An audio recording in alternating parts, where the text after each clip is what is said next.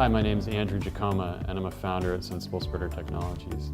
In this country, we spread about 18 million tons of salt on U.S. roadways to keep them safe and passable.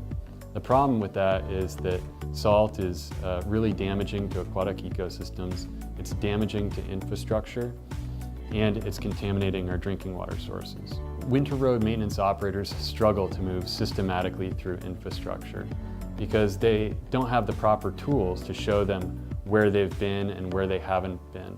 So they're essentially using voice communications from truck to truck and then just having to remember where they've been and where they haven't been over time durations. Our technology is called coverage indication technology, and it shows the operator where they've applied deicer as well as where they've plowed over time durations, and shares the information from truck to truck, making the operation much more efficient, tracking material usage and increasing safety.